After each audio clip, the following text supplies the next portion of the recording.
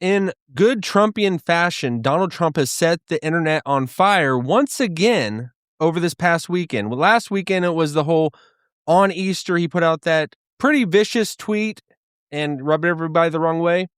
This weekend, he put out a picture of himself, a photograph, not a photograph, I guess just a painting or portrait, AI generated of him almost in Jesus attire. And this is, everybody is split. And I think I respect the people the most that are sensible and reasonable and not just, if Trump does it, it's good. Or if Trump does it, it's bad. No, let's take everything case by case basis. But here's the photo you can see right here.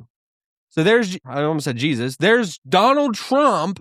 There's Donald Trump, and he's putting his hands blessing a man that it looks ill and sick, and everyone's praying. And there's a lot going on there. I don't know if Donald Trump really thinks all of this through. It on the surface of it, I saw this photo, and then I didn't realize that the internet was on fire right now about him putting this out there. I immediately was like, don't go there. That's not the way, Mr. President. But the people that I've been seeing lately that have been coming out about this is Catholics. Catholics, and there's on both sides, but Catholics, you cannot say a word about somebody standing in the position of Jesus. You can't. Because the Catholic doctrine is the Pope is the vicar of Christ. He is Christ on earth.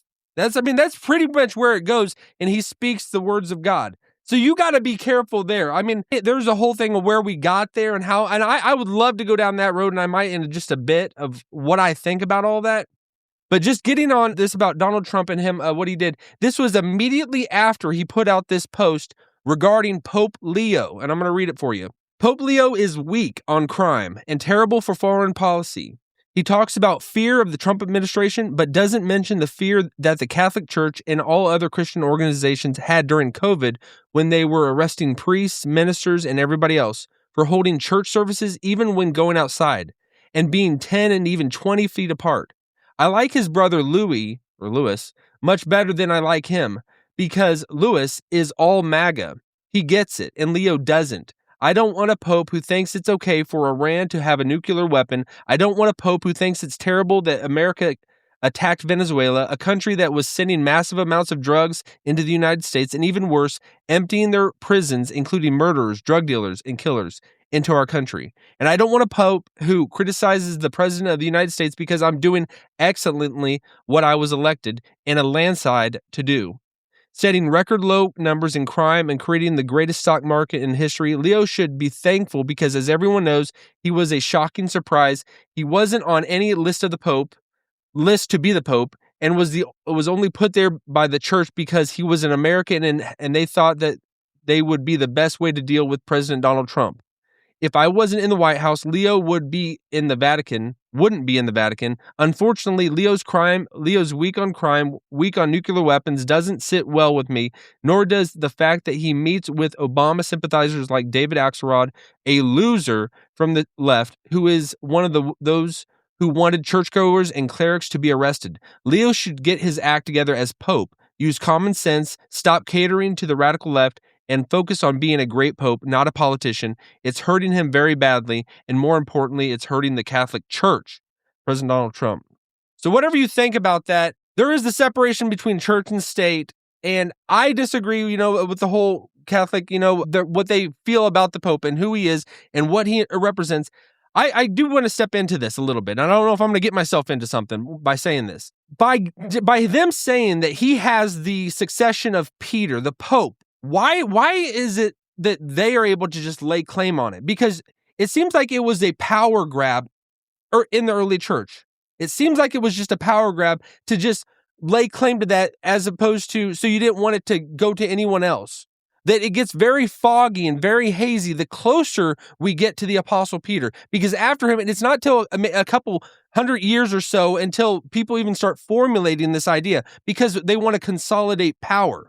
And then they just rip a verse and say, because Jesus said he's the rock of the church. Yes, Peter's the rock of the church. The other apostles are rocks of the church. We are stones of the church. We are being built as a temple. But to say that just because he said that about Peter, that you have the right as the Catholic Church to say that he's our guy, because when you get into it, there's no really succession. When you get to the very closest to the apostles, like, why is the apostle Peter not running the Jerusalem council in the church? If he's the one that is Jesus's representative, he has the authority. Why is Jesus's half-brother, James, why is he presiding over that and making the decision, the final decision, and putting out the statement? And then they move stuff like we got to get him to Rome, but that's how it all happened. It just gets all murky, and it just feels weird. It's like it reminds me of the idea of people that are critical of Israel and saying about 1948 that that's just a random group of people that just wanted to lay claim to Israel. You're doing the same type of thing. And like 1948, they're saying that we are the true Israel.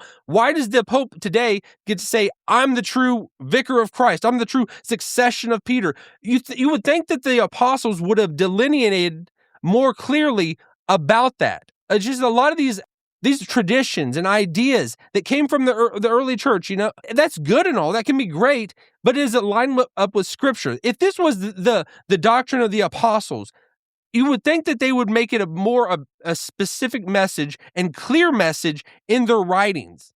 But there's none of that. It's not till hundreds of years later that this all gets formulated and fashioned, and now the church is in Rome. I'm cool with Catholics. I've wanted to be Catholic. I've said that over and over in my life. And I think there are true Christians, but it's not your identity to the Catholic Church. It's your identity to Jesus Christ. That's the where it comes down to. And I think there's confusion when people think that they're identifying with God when they just are inside a building, or they've done something. They took communion or were baptized, and their hope is, and the rest is in that. Jack Vasibic, I wanted to point this out because he's a Trump supporter. He's Catholic also himself, but he put out a bunch of different tweets because everybody's tweeting over this what Donald Trump put out there about almost in, you could say, Jesus regalia, but more than likely Donald Trump probably had a mindset of the Pope. Like, if you want to say that you're the vicar of Christ, I'm going to do, and he's just being crazy Donald Trump fashion. I don't like it. It doesn't sit with me well, him putting out there what he did. But Jack Pazibic, he has been a person that is defending Donald Trump for doing this. And pointed out, the people, there's been so many people that did movies of Jesus, act like Jesus, dress like Jesus, like The Chosen right now that's happening. I know that's just theater and trying to depict and try to get a message across. That doesn't change the fact with me that it feels weird. Donald Trump putting himself in a position like you're looking like Jesus and acting like you're putting your hands on someone and you're giving the healing. That doesn't sit well with me. And I'm going to be honest. I'm not going to be a person. I like Donald Trump and I stand with him, but when he does something, I'm going to call it out. And I don't know if you're the same way or if you're just diehard one way or the other. But Jack Pacibic tweeted, and then we all crashed out because Trump posted a meme. And then it's funny because he got community noted. It says, Jack has previously called pictures depicting people as Jesus as blasphemous, most notably George Floyd. I think we can walk and chew gum at the same time. I think we can be nuanced and articulate the differences, what we believe. And Jack's being truthful and honest right there. He's saying what he thinks, it doesn't sit well with me that Donald Trump did that, but I'm not Donald Trump. I'm not him.